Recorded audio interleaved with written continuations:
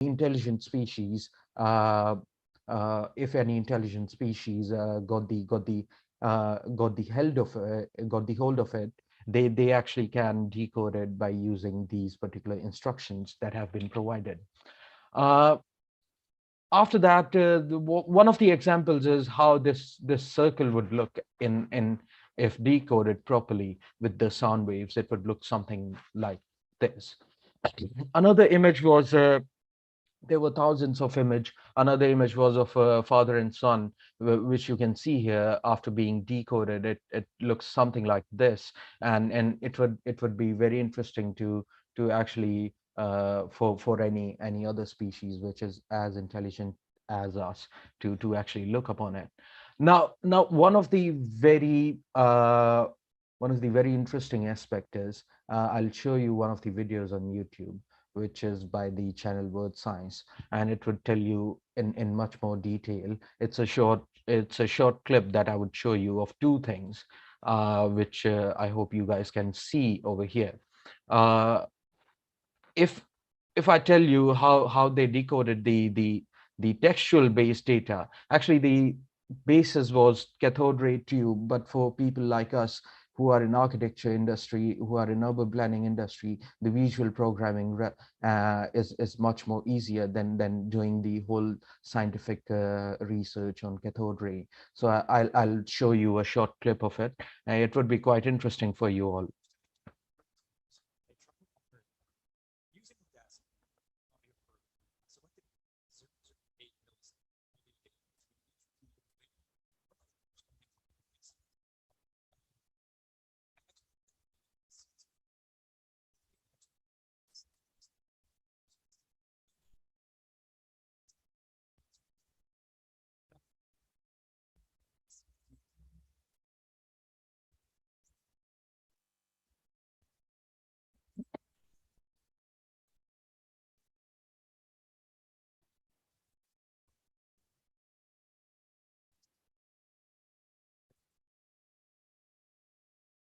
Now, as you can see, the decoding of textual based data is very powerful, and you can actually use this in order to do almost anything that is there.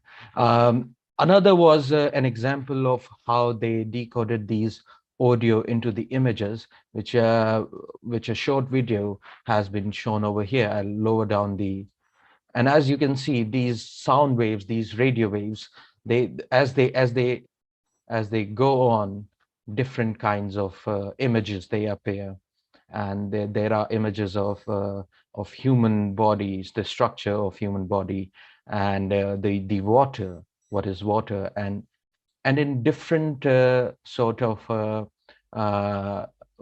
visual imaging patterns, and there were thousands of images, but integrating them into one particular record was very difficult.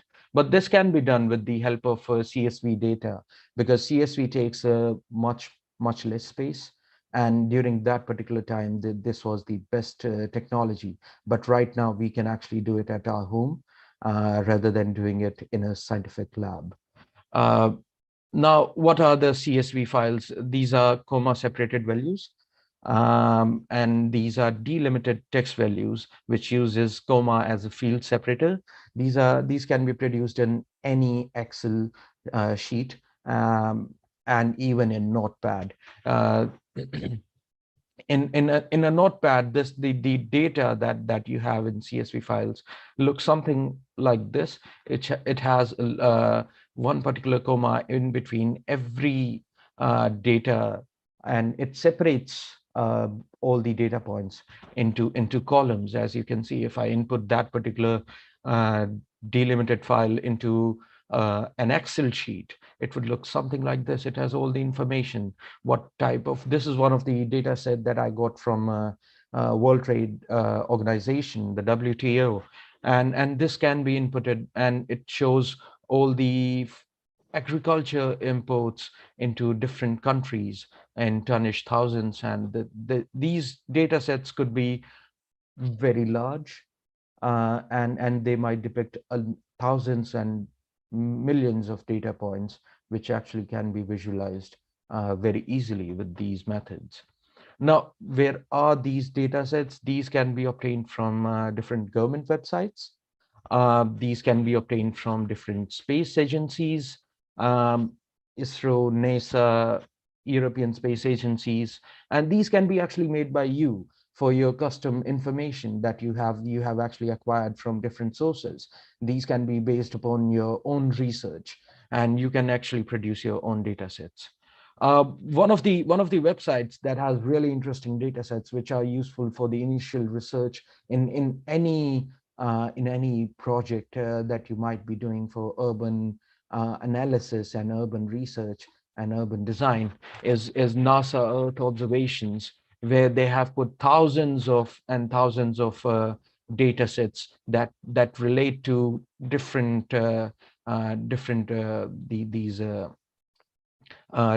different data sets captured by the remote sensors.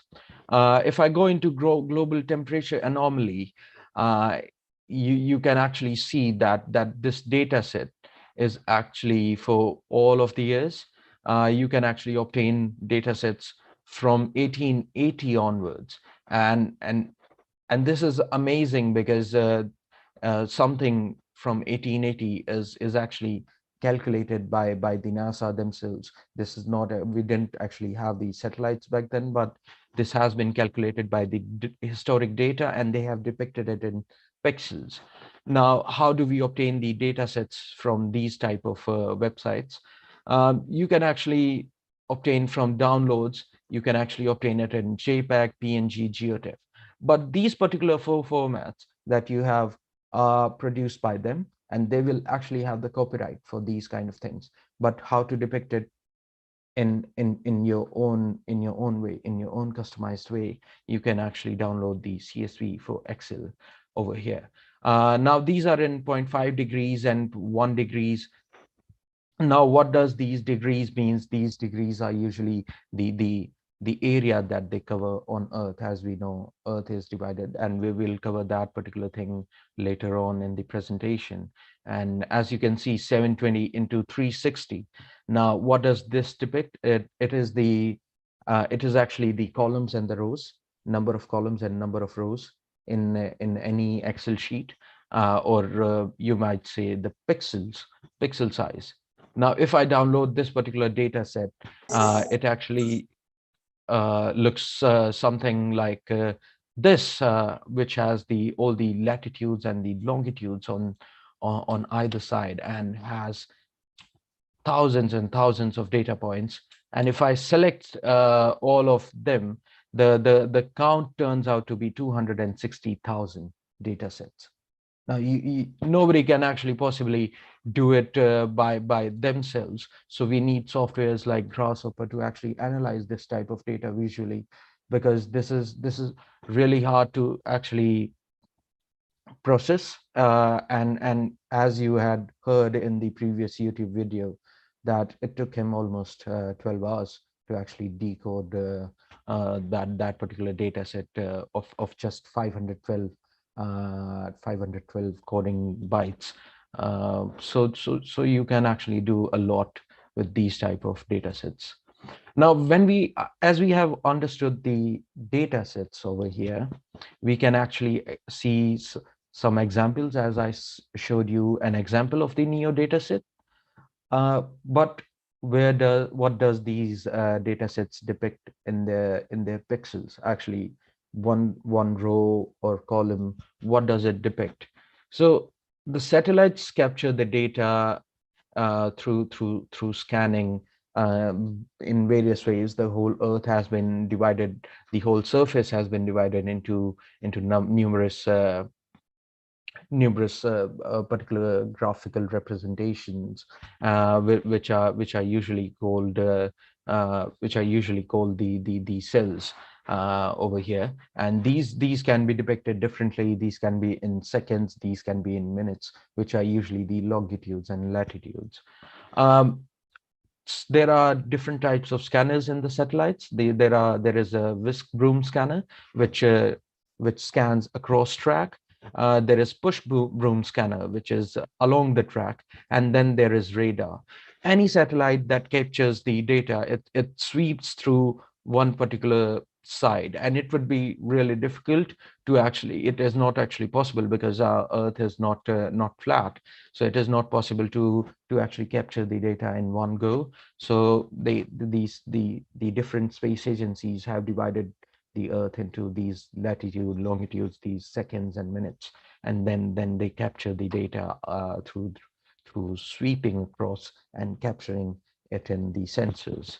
Now, how do we display the data in 2D? As most of you might know, that the Earth is then then represented through these kind of uh, different WGSs. Now, these projections, different projections. One of the standard projection is the WGS 84, which the Rhino as a standard uses WGS 84 for the depiction of any data through Grasshopper. But this can be changed. The projections can be changed according to our own will through GIS softwares, which we'll see in further on in the presentation. Now, the WGS reference frame, as shown over here, how it is calculated and how Earth is folded across, and EPSG is 4326, and it looks a bit like this, where you can see Earth is a bit stretched across and it is some of the areas that you might see Canada and Alaska look a lot bigger than they actually are, and the Antarctica, it is stretched across the map very much. Now, WGS 84 is the default projection, which can actually be changed through the use of GIS programs. Now, how does the data that has been taken from these websites, how does it look in Grasshopper? These are the data trees. As you see, there is one particular stem to it, and it is divided in branches across in Grasshopper. Now these data trees actually depict the different branches and can be divided further on. These could be unlimited, as you can see, from one particular data tree stem to multiple branches, and then you can see there are connected into various branches, and further each branch can also be divided into these data sets. In Grasshopper, usually there is this canvas which is there where we do all the visual programming, and then there is this particular there are further plugins of Grasshopper also. These components, as they are called, and these components have various functions. One of the standard component is the data set, which you can see there are lists, there are sequences, there are sets, there is text, and then there is an option for trees. So now we'll actually, since we have gone through all the particular examples and historically how we have achieved and how we have come to the these data sets and these CSV files. Now we'll see some examples of what actually can be achieved through processing these data sets. First of all, the basic function that most of the architects and most of the students and a lot of researchers use is the processing the terrain in Grasshopper.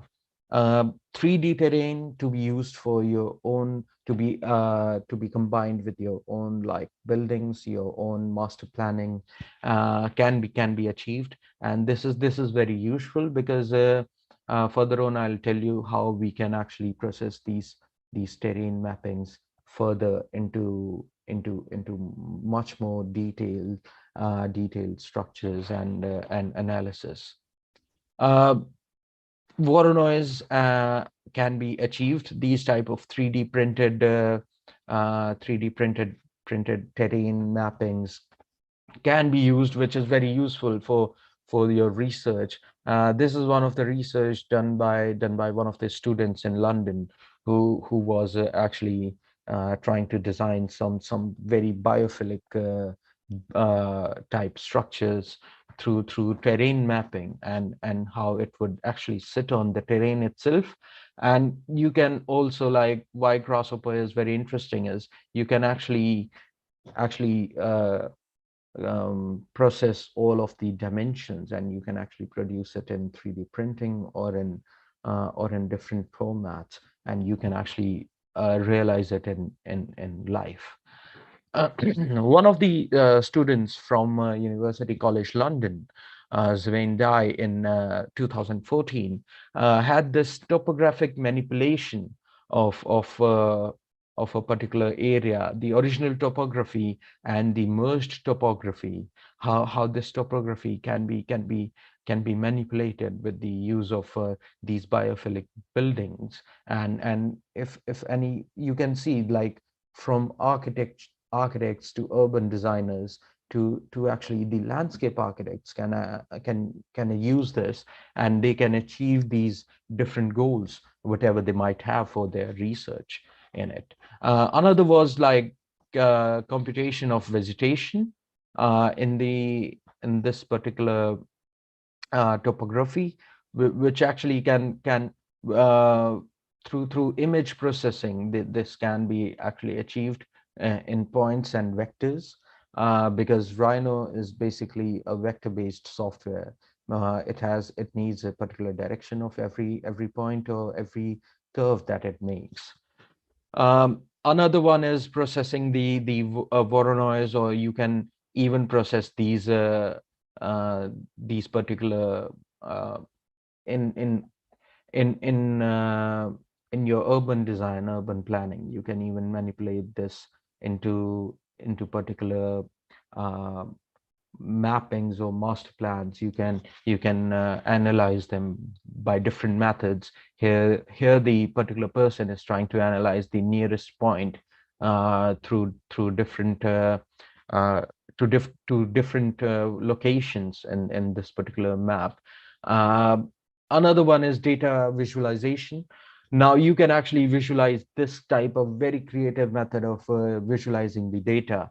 And this actually looks like a data tree, but as you can see, when we have thousands and thousands of data points, you can actually achieve that, which I don't think could be achieved in any other except Python or some other softwares. This type of data visualization is not actually possible, and you can actually take out very interesting results from these type of data visualizations.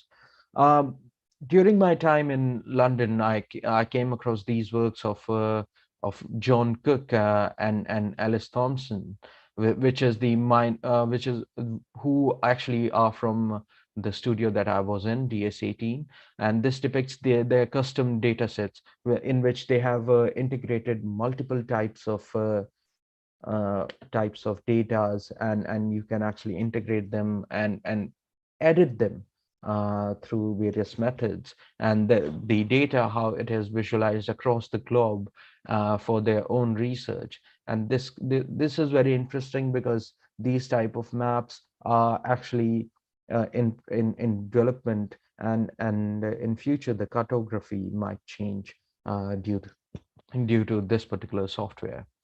Another thing is the Platteville, which was by John Cook, and analysis of plant species, which he did across different data sets in Grasshopper, and actually analyzing them on a short patch of these maps, and which depict these different farmlands in America. And also you can analyze what different type of species can be grown over here. Another thing is, if you want to depict some data points, now in the nature of pulp as a group means of member, uh, they they they they have right now analyzed the different pulps and different locations and what they actually depict, and you can actually connect them in Grasshopper, and you can see the projection here is a bit different as compared to the standard WGS84 in Grasshopper, uh, which is actually interesting because you can actually change or edit the whatever the results you have achieved in Grasshopper through softwares like QGIS, which is a free software, as compared to ArcGIS, which is a paid software online. Another thing is one of the very interesting urban design, urban theory, which somebody had done and achieved through Grasshopper itself, was this type of urban topologies, where you can generate high level and very large scale geometries in this particular kind of environment. Uh, Very interesting thing about Grasshopper is you can actually visualize the data in 3D. You can actually generate your own globe, and you can actually in 3D globe you can generate and actually um, place your points of data and your points of interest onto a 3D globe and generate these type of 3D globes, which is very interesting, because if something is produced in 3D, you can actually achieve these type of results in and convert them into animations straight away, and convert them into much more customized visuals which you might have.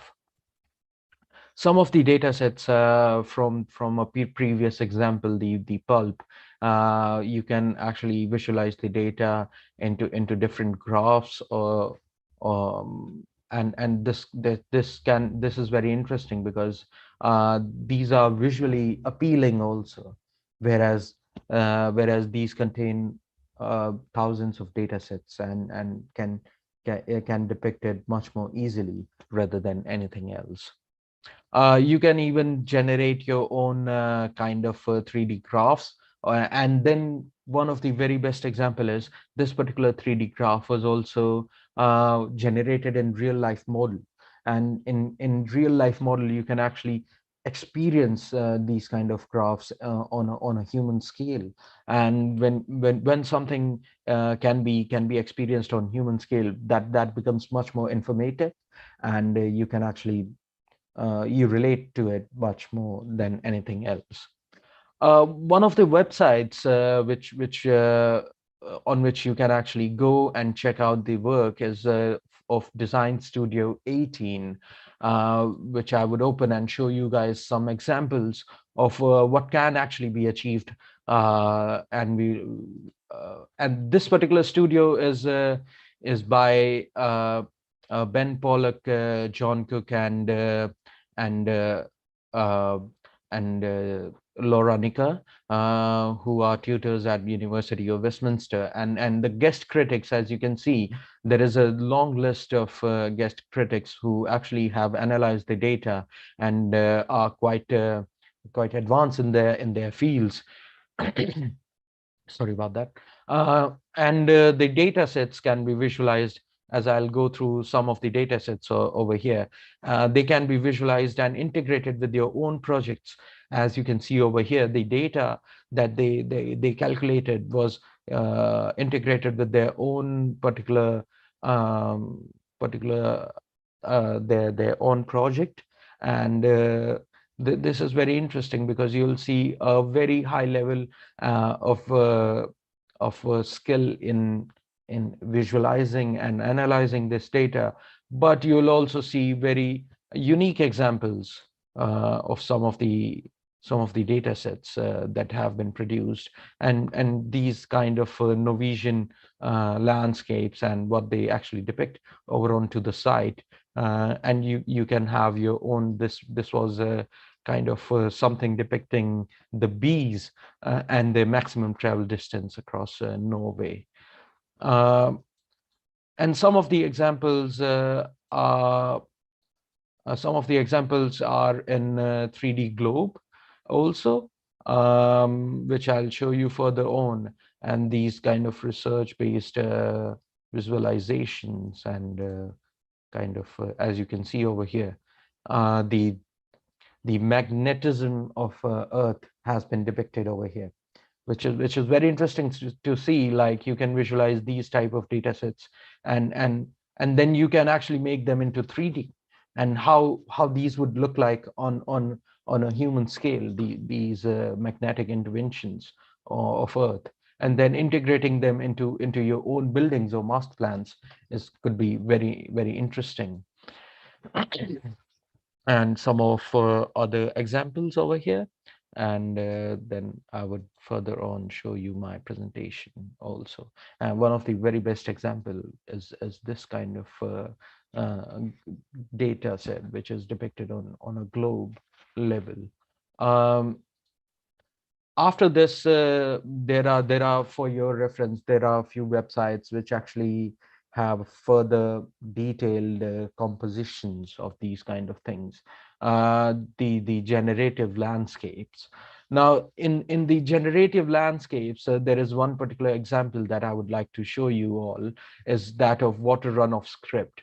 When designing any city or master planning or researching about any place, we might have topography, but through that topography, if we want to analyze where the water would run off, this can be actually analyzed. Even if we don't have any data, this can actually be analyzed through Grasshopper scripting, where you can actually take out the rhino terrain, which is using the elk, which is a component of rhino, and you can divide that into different random points. And these random points then can be, through different scripts, can be analyzed uh, into the water runoff. As you can see, there is one particular how the water would travel to the base through ridges and the mountains, and then the result would be something like this. Now, even this kind of scripting and data sets are useful for not only for urban designers, urban master planners. These are useful for even the engineers, because when we design any dam, any kind of structure, these could be very useful, because as we know, in Uttarakhand, in past few years, there have been like very serious floods, and using something and analyzing the terrain like this, we can actually pinpoint the areas where it would be actually safe to build, and safe to actually propose something. And why I am showing you all these external data sources is because in future, if you want to actually learn these scriptings and actually develop yourself uh, in future, you can actually use these kind of websites to actually get inspired from these and learn from these, rather than going anywhere. Because these are very self-learning is very important in this particular aspect, because Grasshopper is the first major component of learning Grasshopper. The first major point would be the self-learning, because we understand much more through self-learning rather than anything else.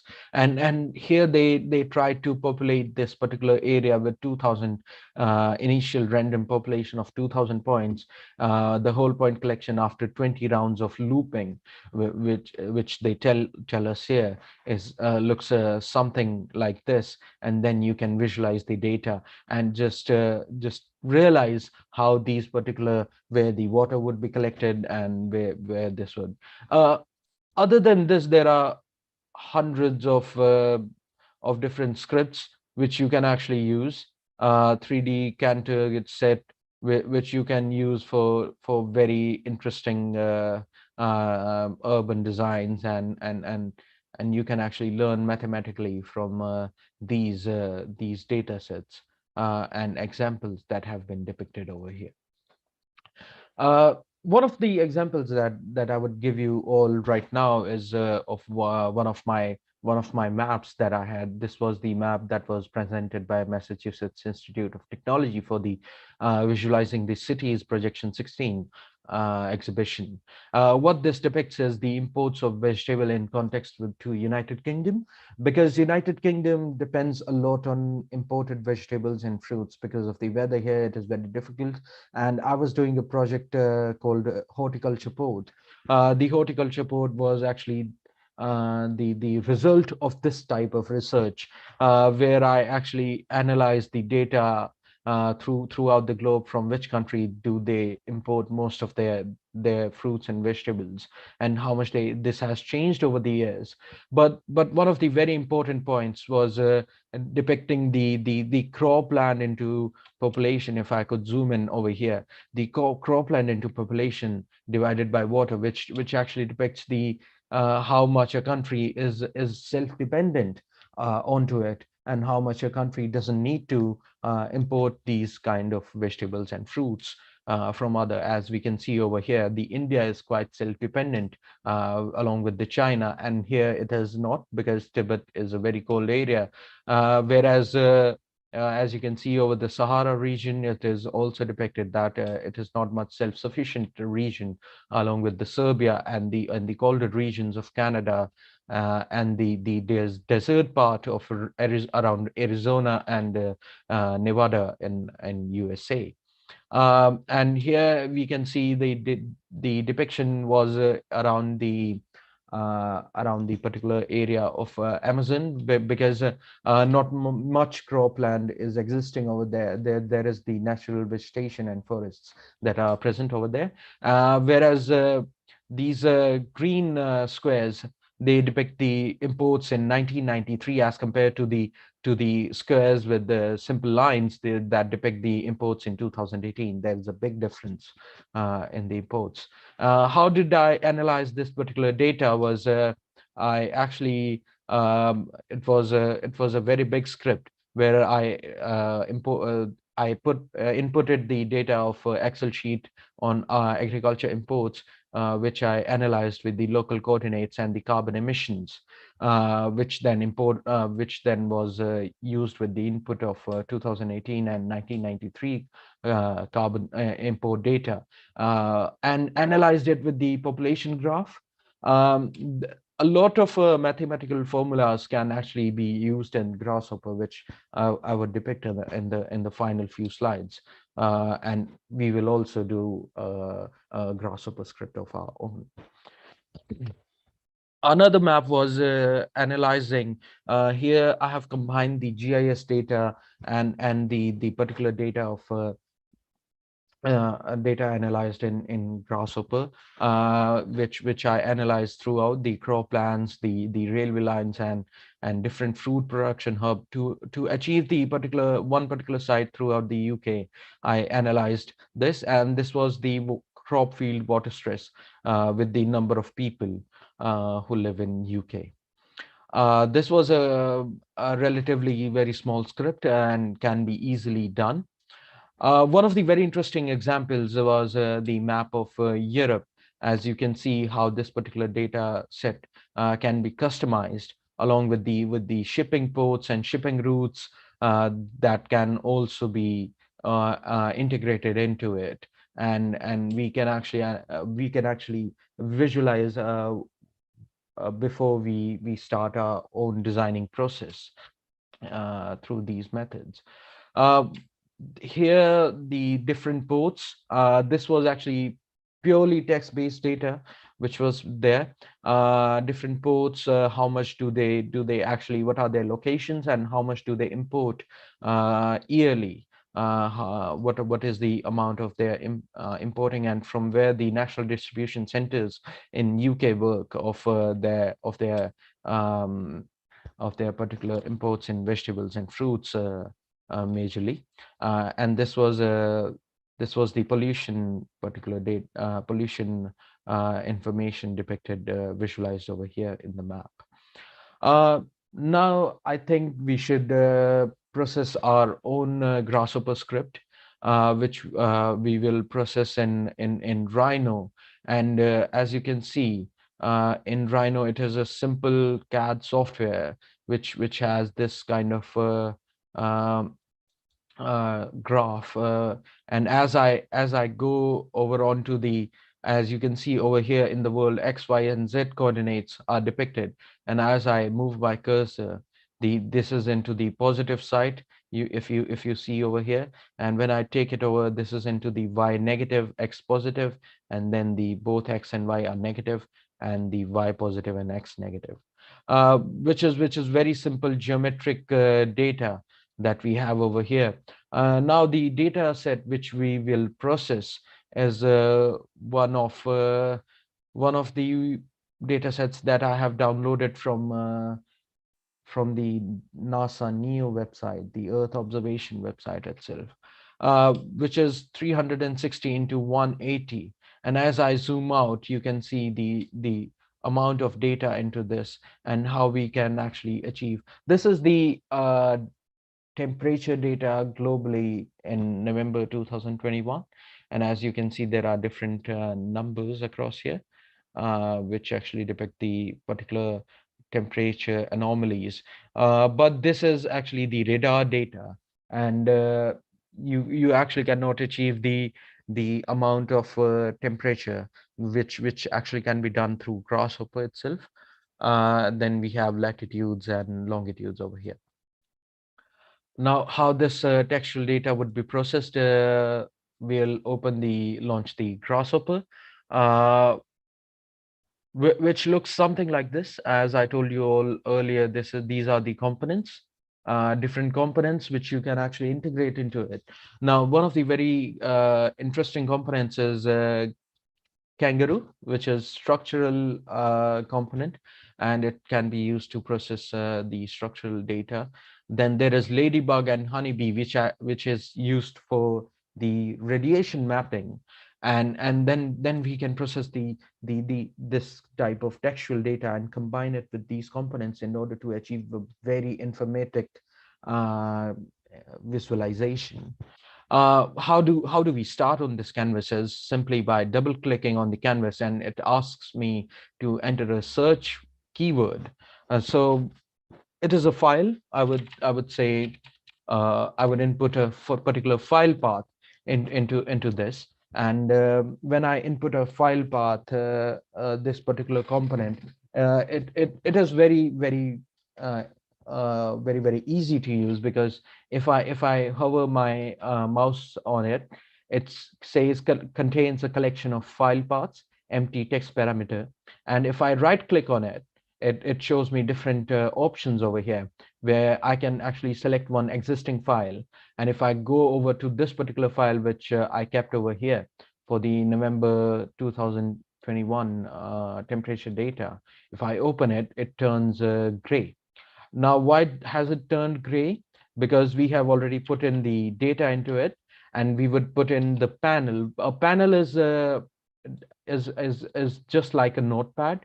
If you want to write anything, if you want to write any textual based data, this particular panel would be used in every case that you have. And it shows me right now, it shows me the location of the file that I have used. Now there is a file, but I want to read the file, so I would just type read file component over here. Now we see over here, as I had earlier told you, it always goes from right to left. It never goes from left to right. So if I have a file path, I'll have to go from right to left. And visual programming is very interesting, because I can actually showcase these type of different things over here. Now sometimes it shows these errors. Now, why is it showing an error?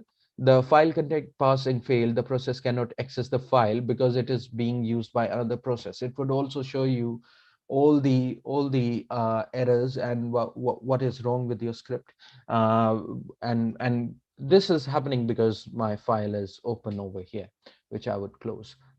If I reconnect this particular file, this will show me something like this.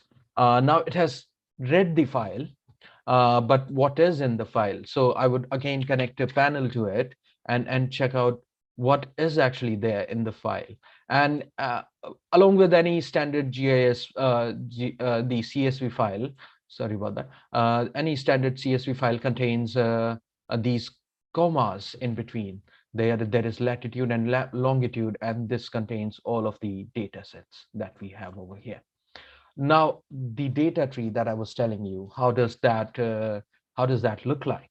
So if I go into param viewer, which is used to check out the particular, if I hover over it, view of the data structures that has been inputted into it, I'll see. So it has data with one branch, contains 181 sub branches. If I click over it, it shows me something like this.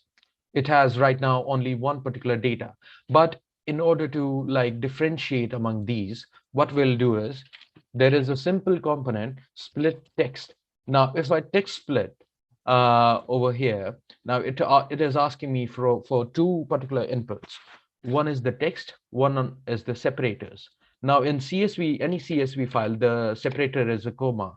So I would input into the panel a particular comma, and if I go into it, now this would look something like this. So right now, till now, what we have done is we have inputted a file into the visual programming software. We have read the file. We have asked the Grasshopper to read the file, and it says that the contents of the file are these. And then we have analyzed the text split. Even in these Excel sheets, the text files, they are splitted with the comma, the delimited text split, and these commas are actually what splits it into multiple data points.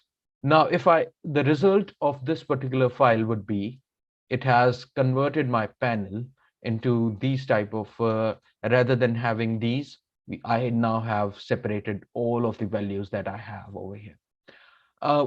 For your information, I have actually inputted a very low quality of data set over here, because sometimes reading the data sets might take a bit of a minute or two, but since we have a limited time over here, I have inputted something that is 360 into 180.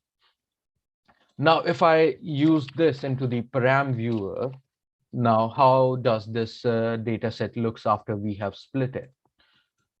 This data set looks like all of the 181 branches contain 361 data points.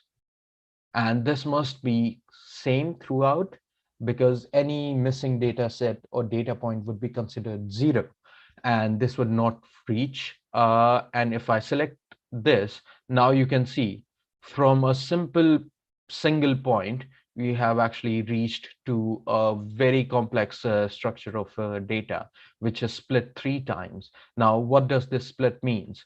When I click over here, you would see 0, 0, and 0. And when I click over here, this can be shown over here, that's 0, 0, and 0.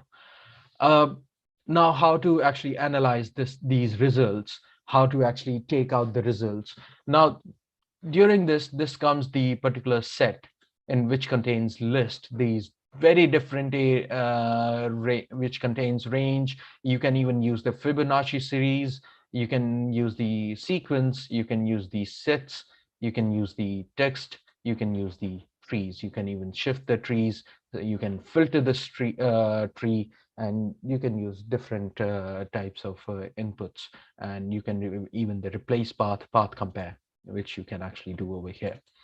Now what we would do is we would split the list. Now, because we know that first one, the first particular column that was depicted over here contains only one form of latitudes or longitudes that we had. So I would split the list, and how I would do it is I would say number 1. If I split the list with number 1, there would be 2 lists now.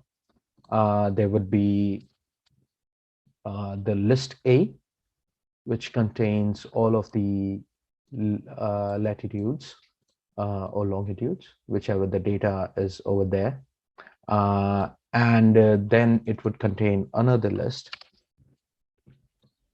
which is all of the data points with one of the form of latitudes and longitudes. Now, since we have read it, but this contains this data set has gone a bit complicated. How to simplify this particular thing? We can actually use we can flatten the tree. I'm referencing it a tree because the data set actually, when visualized in Grasshopper, looks like a tree. So they just have a very custom name for it. When I input this particular data set into it, how it would look like is it would look something like this. From different, you can see now, from these four parts, four different steps, it has come down to one particular, only one step. Whereas in this particular thing, we would simplify the tree because we do not want to flatten it, because it contains right now, it contains a lot of other information as well. So we would simplify the tree. And what we would see over here is this type of panel. So now everything till now, we have not inputted any particular point. We have not inputted any particular data into the 3D visualization. Till now, what we have done is we have only read the file. We have only split the file into different components. And if I go on further in this script, we can visualize the points, and I would do that now. The thing is that I only want numbers over here. I do not want the latitude and the longitude thing. So sorry about that. So param viewer, I would check out how many data points are there, which is very useful for it. So it says it has 181 data points, which I would do. What I would do here is I would actually, again, I would use split list. And if I input 1 over in it,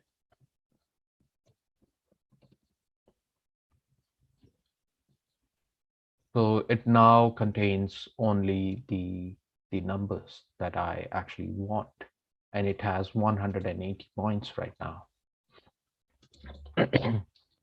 And here also I want to take out the longitudes and latitudes so that we can actually make the points.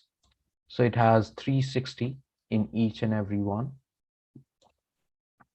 and has 181 branches over here.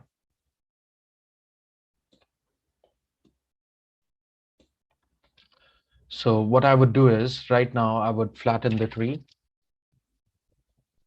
and I would try to achieve this particular goal of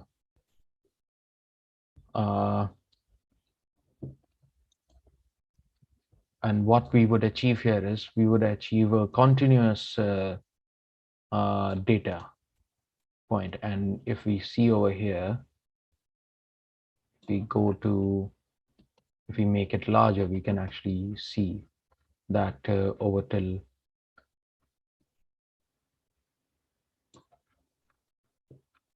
359, because every list starts from number 0. Over till 359, we have these particular points. These flatten and unflatten simplifiers can be achieved from even right-clicking on a list, and we have options over here. We can reverse, flatten, graft, and simplify these particular files over here. Now, since I have this particular text data, I would split the list. But right now, if I split the list, I wouldn't use I wouldn't use number 1. I would use 360 because that's the point I actually want over here.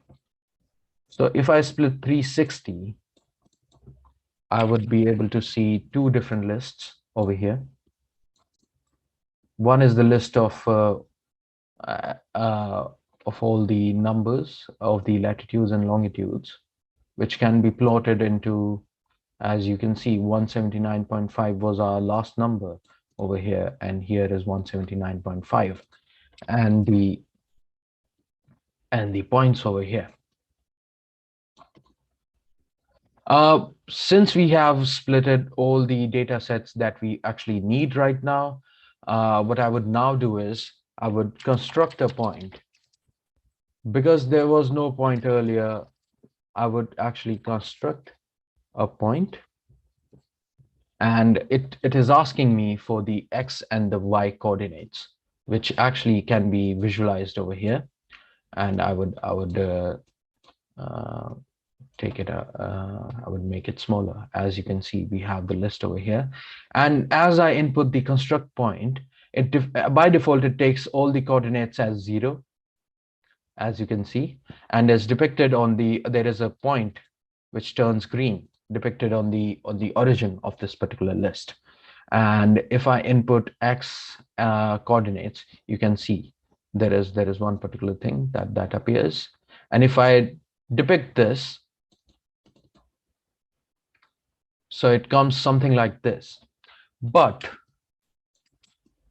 what it is relating to is each X point right now is relating to one Y point. It is not relating to multiple Y points. So I need to graph the list, graph tree. Now, if I graph the tree over here, and if I split it, as you can see, it has already divided, and you can see the different points that we have over here. But where is which point to visualize that, other than this particular list? This contains the initial file to process. We can even input different CAD files which you might have produced in other different softwares.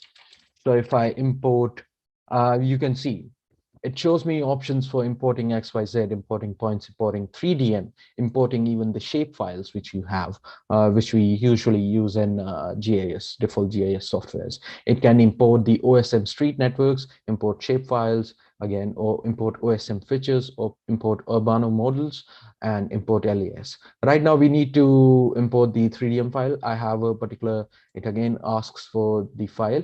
I have a particular file in which I have all the countries and the map of globe. So I will import. It is asking for a file path. So I'll select one existing file. I'll select the world map, and I'll process that. And once I process that, as you can see, the points are depicted over on the globe itself. So this particular globe gives us a reference of which point is where. And where we are actually seeing these data points and what is being done. Then you can even input the layers, and then we have the geometry. Now the geometry it doesn't consist of textual data, but it consists of referenced polyline curves. And we would leave this over here right now. Now, once I go back to these points, I need a Z point. I do not have a Z point right now. If I input these particular things, then I can get the Z point from these points. Since I grafted the list, I can see in the param viewer how many points are there, because it actually, when I grafted the list, it actually multiplied these number of points, because I would show you what is the difference over here. So it earlier had data with one branch, which I had when I had flattened it. And if I use this particular data, and if I input this, when it graphs the list, it multiplies the data sets by themselves. So it divided itself into different points, which are 360 different points, and each point is multiplied by all of the numbers here. Each point has multiplied all of the numbers here, which results into these kind of data points. Now the Z coordinate, which we have over here, in this, we will look at the param viewer, and we have 64,800 points. And if I show you how much the resulting data set would be, if I if I show you, okay, this had 180, and in the multiplication, if in multiplication I input 180 over here into 360, then the resultant would be 64,800.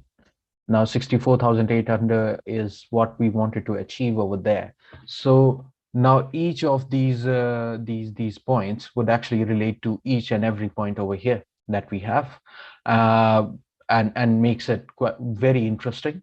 So if I input the Z coordinates, it would take a bit of time because it is processing 64,800 points into a CAD software. And if I had taken any other input which was larger than this, it would have taken much more time. So it would take a bit of time till then. What I would do is, we can actually let it be for right now.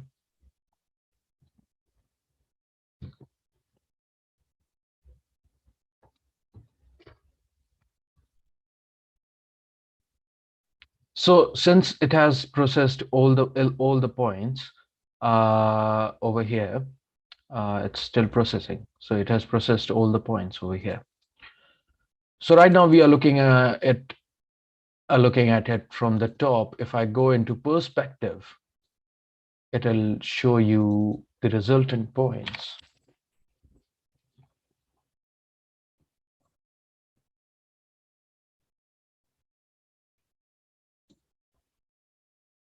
So it's taking a bit of toll on itself when doing it.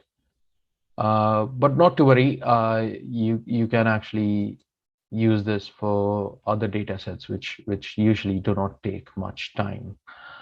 And if I zoom in on any particular portion over here,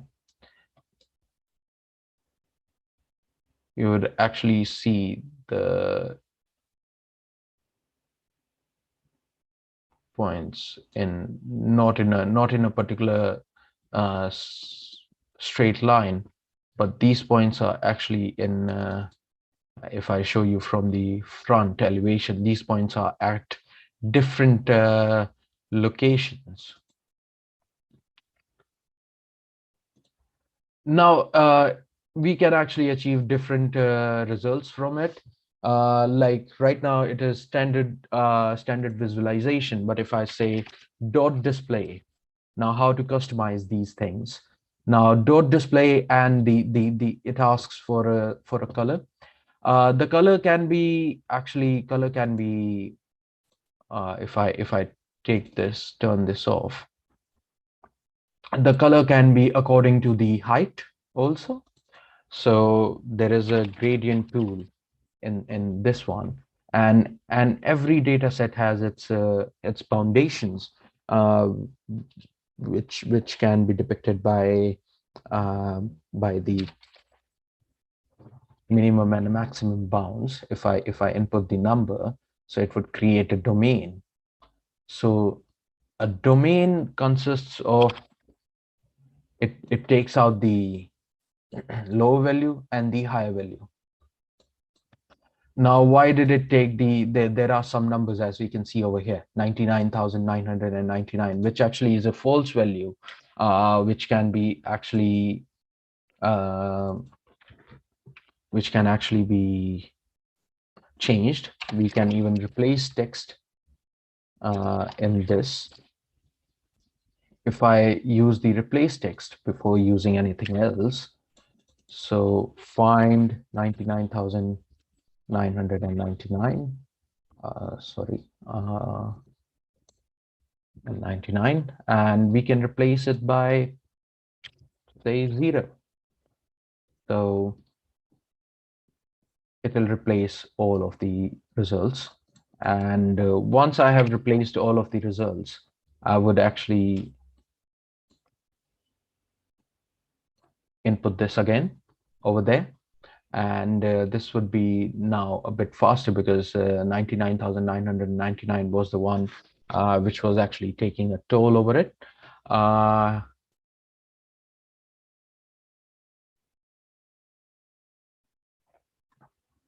We usually have to wait a bit for these kind of processes to take place.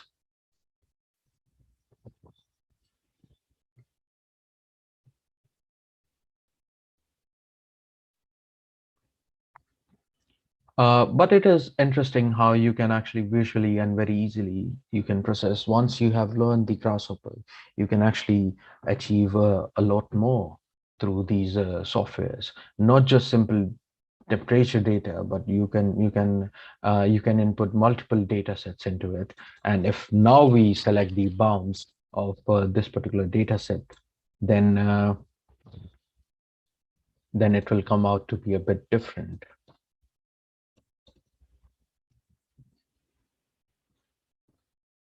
It is right now minus 5.01 to 6.43. Now minus 5.01 to 6.43 is actually the standard value which we get from the satellite capturing the data for every second or every minute. But we can input our own equations or formulas into this, and we can actually, if I go into math, there are polynomials, there is log, natural logarithm, script, evaluate. If I input evaluate, this will evaluate different way. You can input the matrix operators, equality, similar to, you can analyze this data mathematically in any way. There are different types of things that can be used. Even you can use a logarithm. You can use natural logarithms, and you can even use log n, along with the different C hash scripts, the Grasshopper Python scripts, VB scripts, and even we can enter an expression. Now, here you can actually, what you can do is, the Planck's formula is actually used to process the values that we get from satellite, because these values are of visual, visible or infrared spectrum, the colors. But we can actually analyze this and get actual. If I input the Planck's theorem, it can actually convert these into real temperatures, into Celsius and into centigrade, and other formats of other units. Now I need to deconstruct the domain from this. Now, if I deconstruct the domain, it would tell me a start number and an end number, which I can input into the lower limit and to the upper limit. But what are the parameters? Now, the parameters along the gradient range are actually the numbers over in this particular list, which we had achieved. So now if I input, I have the points over here. If I input the points, it will display them into dot format. It would take a bit of time.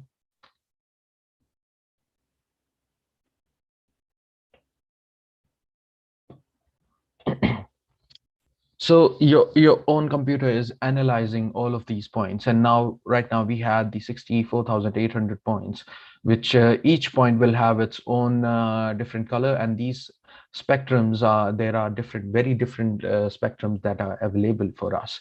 And as you can see right now, we have in the Rhino, we have WGS84, which can actually be extracted into DXF and DWG files or any other format, and then it can be converted. The projections can be converted into different projections, the UK uses the British National Grid, which has a different EPSG of 27,700, whereas there are other EPSGs also, which can be used to. There is Mercator map. You can convert this into Mercator map by the use of QGIS. A very simple use, if I say. So now it's taking a bit of time, but okay, no worries. We can actually wait for this for a bit.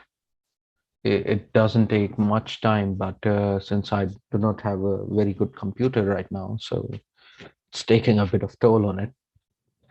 Um, but these points can actually be displayed, and the results would be very interesting to see if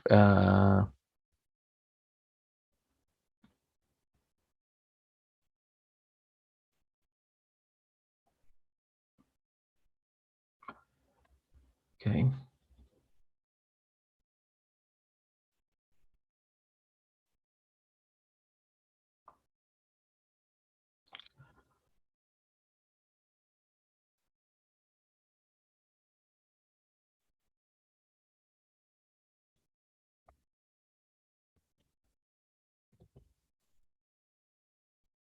So it even shows out the how much time it takes in completing the solutions and how much time ago it did complete the solution. Um, and right now it's taking a bit of time due to a number of points that we have over there.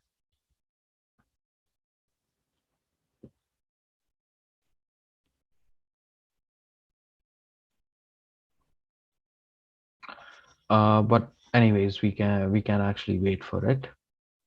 Um,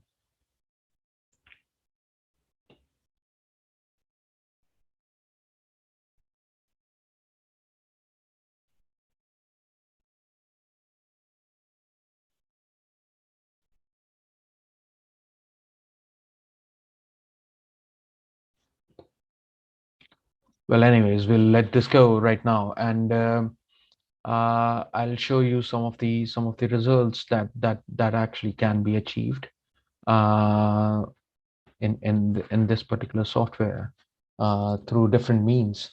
One of the very good examples that I would show you right now.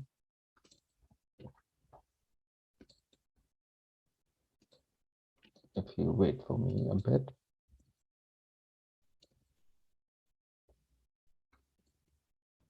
Some results for the temperatures can be depicted in forms like this, which are the attractor curves and sets are used, and the same kind of data set has been used over here, and the resultant dots looked something like this, which can be curled throughout. The one mistake that I made, I took out the example, I took out the points of the whole globe rather than actually we can actually cull these into a one particular area, smaller area. Uh, Once it processes, if it does, then maybe I'll show you sometime how does it look like. But these kind of the same actually the same script has been used over here to construct the points and then actually achieve these lines and these files. It has, well, it's taking a bit of time. We will leave it to itself.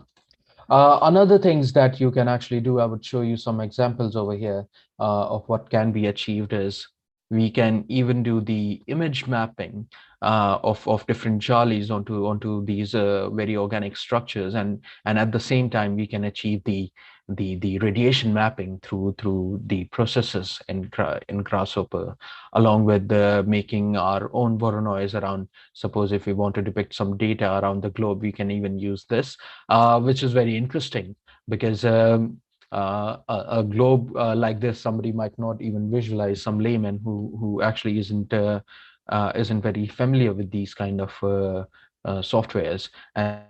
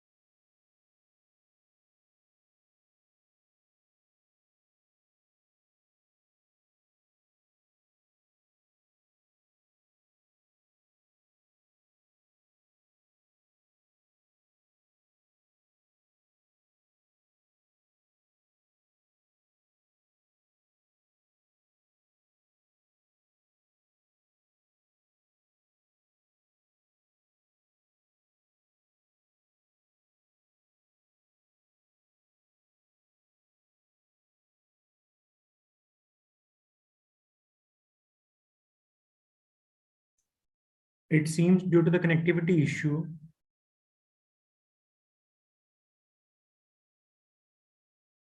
Architect Nikhil Birwal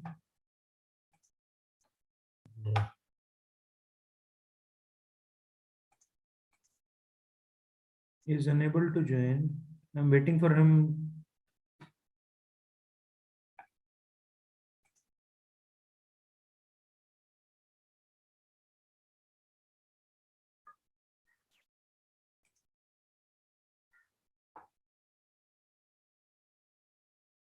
He has joined back.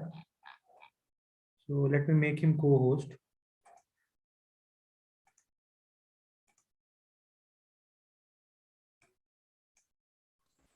Hi, sir. Sorry, I lost my internet connection over there. Yeah. So yeah, I was explaining regarding the script over here. So I'll quickly show the results of one particular area that I had earlier talked about. It was quite interesting, and well, internet, it doesn't let you work always. uh, okay. So I would share my screen now with all of you again.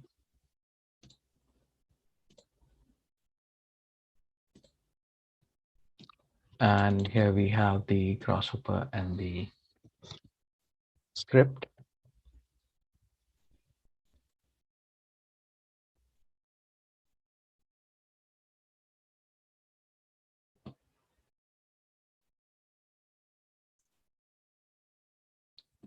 So what till now, what we had done, we had inputted a particular file, then we had read the file. The process was this, and then we had split the text over from it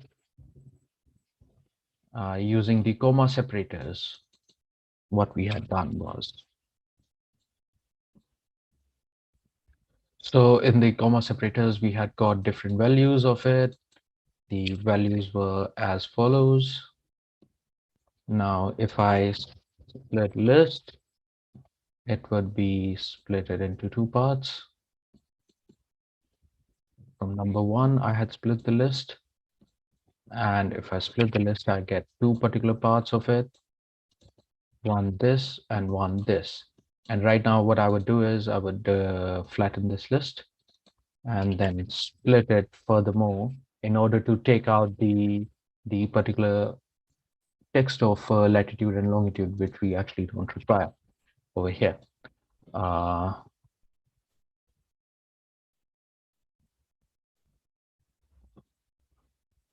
So I have got another list over here of all the latitudes and longitudes. And if I flatten this list as well, so I can achieve these numbers. As you can see, 65,159 numbers we have, but we wanted to get the first 360 numbers out of it. So we will again split the list over here. I hope you all can see my screen, right? Yes, it's visible. Okay, so thank you very much.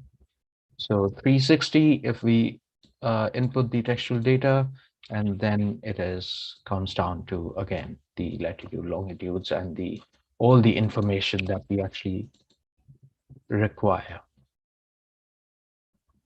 Now, what earlier we had done was we had earlier inputted in the construct points. We had actually earlier, sorry about that.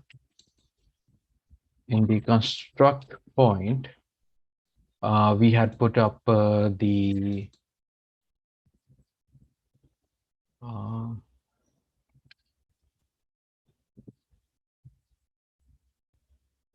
had put up all of the coordinates x, y, and z. Whereas right now, what I would do is I would only put up the x and y coordinates and will not put up the z coordinate right now, so that it might and I would graph the tree over here, what we had earlier done, and it was x coordinate, and then we have the y coordinate. Suppose I want to actually achieve, and I would put in the input the import 3DM. So import 3DM, and then I have the file path, world map, and then I have this particular world map over here. But suppose I want the temperature data only for the South Asian countries. So what I can actually do is I can make a box. Uh, I can make box by different methods, but what I'll do over here is center box, and I need to define a particular point. I can even define a custom point over here, set one point, and if I set one point, suppose I set a point in middle of India, so then I can define through number sliders. If I put up 1,000, it would come out to be the number slider. So I can adjust that later on. And as you can see, if I select the 1,000, it becomes very big. So I want the data only for this particular part of the map, of the global map. So what I'll do is I have these points. Now I will cull all the points. Now the cull pattern could be very different. I can take out the points in BREP. Now BREP is a standard geometry. So I can use this, then I can use this. So it would tell me actually in true and false how many points are inside, how many points are actually outside. And I can flatten this. And if I flatten this, I have 64,799 points over here. Then what I need to do is curl pattern. In the curl pattern, I can input a particular list of points, and it would cull out all of the points that are actually false, and it would actually give me a result. I can disable the preview, and the list is of points. And when I take out the list, right now it's showing me all the false because we have not put up any Z direction. Now the point which I had inputted, let's see.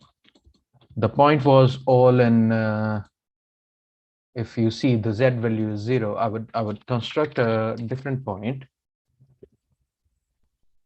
which I would input in 10. 10 would be the X and Y coordinate, or maybe I can actually take out the points from, I can deconstruct the point over here and take out its points as well.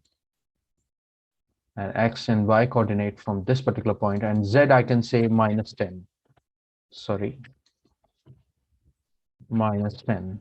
If I input the -10, it would take it a bit below, and then I can make it in 3D. And now if I put in Z, maybe I can even adjust the number slider multiple times. And as you can see, this is a totally mathematical based particular software. So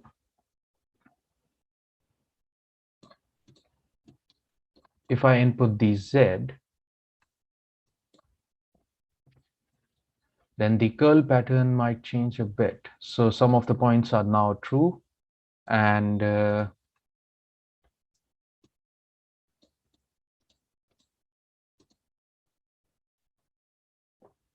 so right now, as you can see over here, I have a list of points which I can flatten,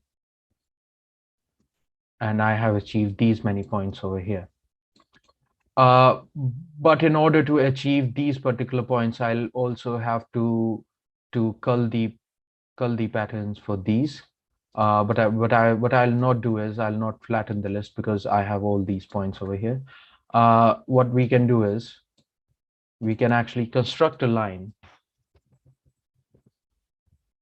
and I would show you some of the results that I had shown you earlier.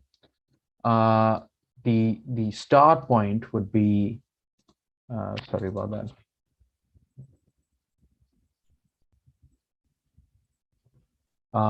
The line construction is there are a few options for everything in this. We have start direction and length. So the start direction would be here. The direction that I want is in Z direction, and the length would be this.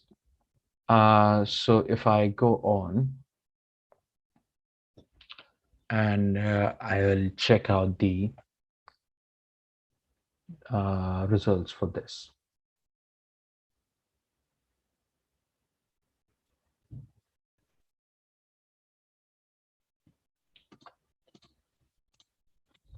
So if I go on over here, I see these particular lines in different length.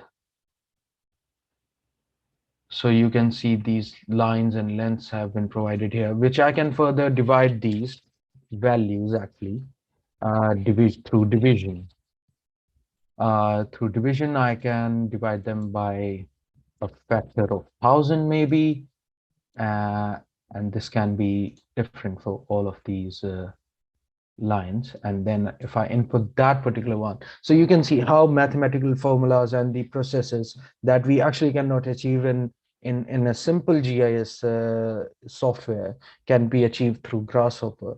And you can even convert the data with different mathematical formulas like Planck's formula, which is used to convert these. So if I zoom in now over here, so you can see different results, and I had not yet the 99,999 is being displayed as a long one, which can be replaced as per 0. And there are different lines over here which are very small to actually see. And if I change the division factor, the if I change the division factor, the line length could be changed on different scales. Uh, and this is how you can actually achieve custom results for it.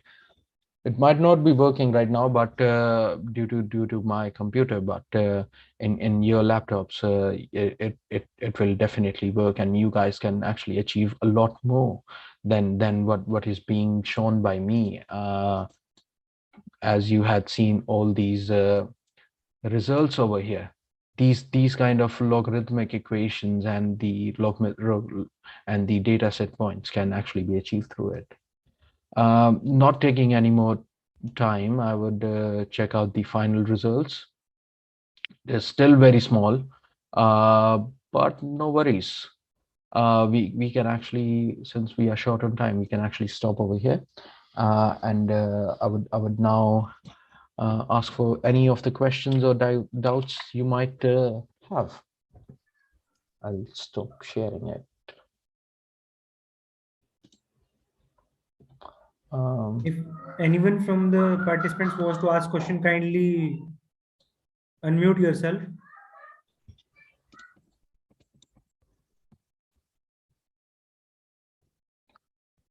I hope it was not overwhelming for anyone, because sometimes it could be a bit too much to take in in a little bit of time. But I hope everyone had a bit of understanding of what can be achieved through these kind of softwares and these kind of data sets, which we actually get from these remote sensors. And it is very important, because everything uses a bit of math, and these mathematical calculations and your own mathematical equations can be used in order to achieve the very interesting results, the examples that I had shown over there. Thank you very much, Nikhil. It was very new dimension for me, and maybe for most of the participants also, because integration of Grasshopper and this remote sensing GIS softwares, ArcGIS is one of them, or let's say QGIS is one of them. So representing all these data and like let's say providing a mathematical modeling uh, to the let's say QGIS or ArcGIS in this parametric software uh, called Grasshopper parametric. So it's quite interesting to know, and we will surely learn new things in this direction. Otherwise, we keep on doing things in, let's say, R or SQL or in MATLAB. So connecting all these softwares, and then we try to do something, or we basically tries, let's say, try in the form of model maker is there in QGIS and ADAS Imagine. So we try to model things or provide mathematical modeling to different kind of layers and ArcGIS or through the different thematic layers. So we keep on trying through that. So it was a totally new dimension from, at least from my understanding. Other participants can speak for themselves, but for me, it was totally new that Grasshopper could be integrated into QGIS or ArcGIS. So that's, thank you very much, and that's quite new for me. So thank you very much for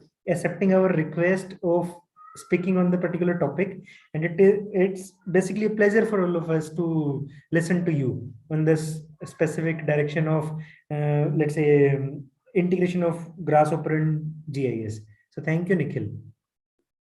Any other participant, if they are having some doubt or questions related to the session, they are most welcome.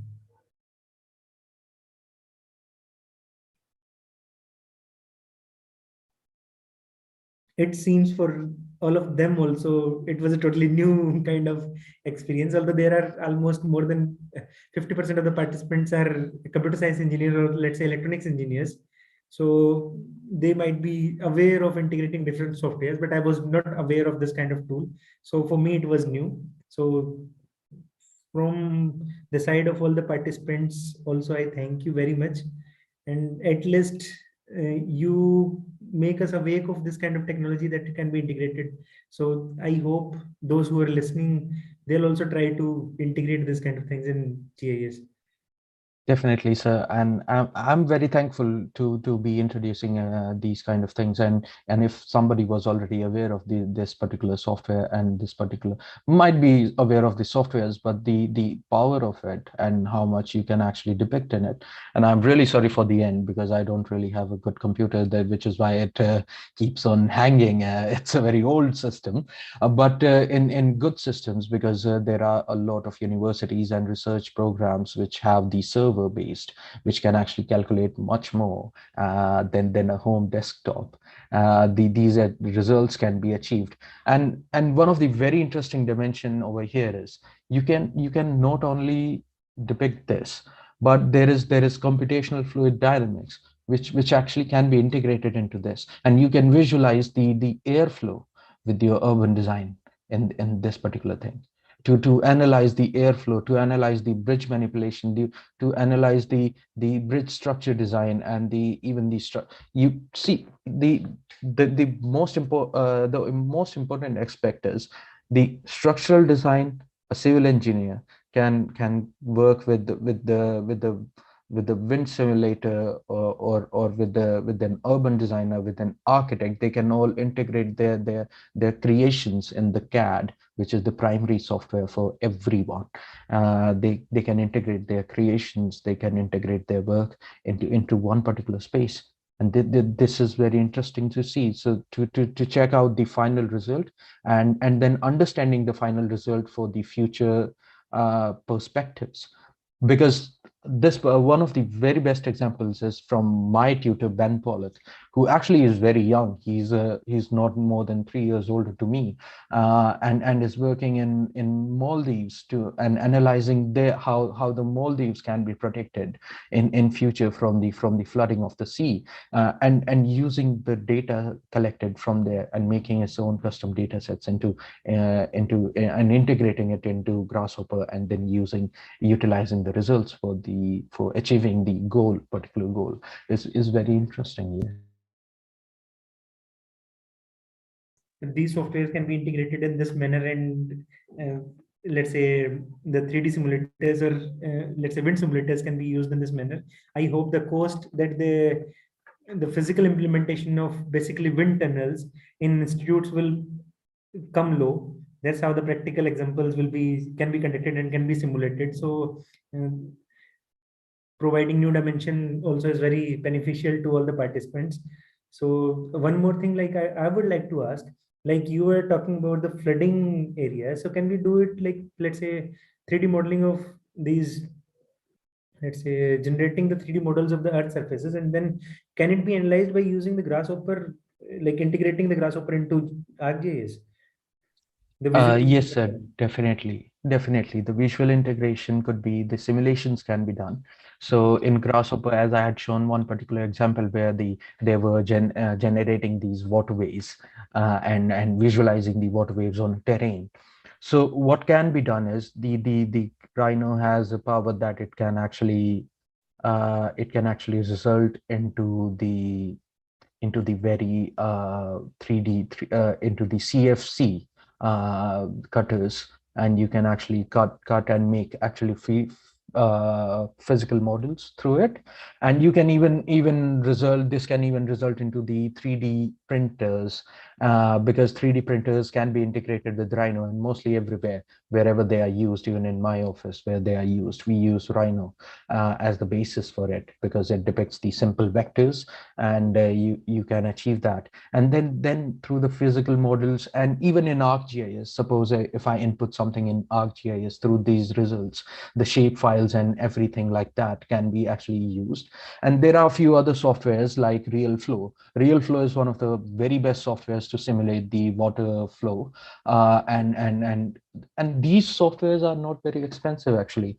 If you want to achieve something, the softwares, they they they all have their, like Rhino has a 3-month trial period which can be used by any student in any institution. QGIS is actually free. Grasshopper comes with the Rhino itself for 3 months, and that the biggest problem that I know is how to get these softwares. So there it is for free, available online, and you can learn it for yourself.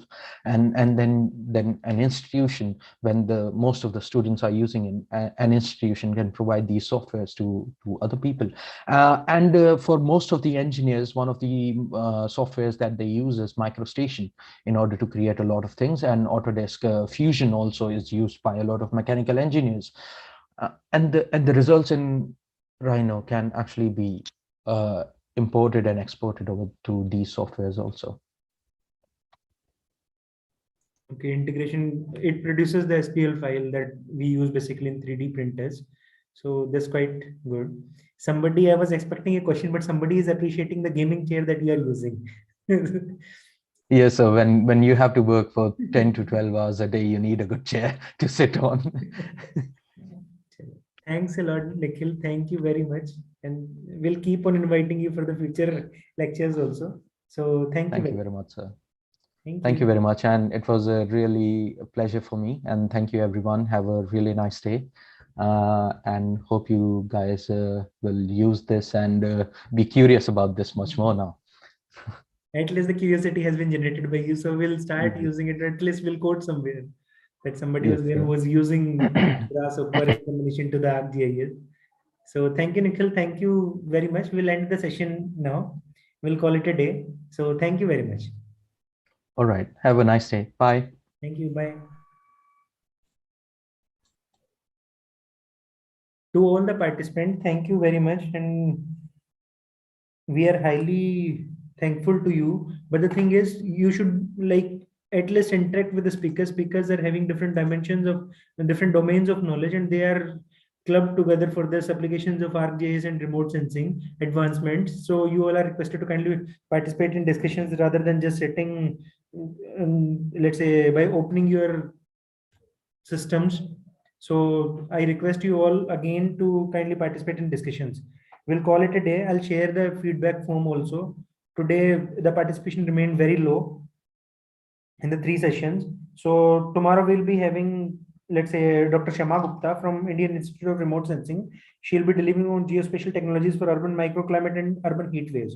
She has a vast experience in this field. And the thing is, she has written almost more than 15 papers in a single domain. That's basically in the form of how to start from scratch to the level of expertise that one go. Woodap classification is one of them, and she has let's say done Woodap classification for almost 3 cities, which has been accepted by Woodap. So you all are requested to kindly join in time. We'll be starting at 10:15 sharp. So I request you all to kindly be on time. Thank you very much.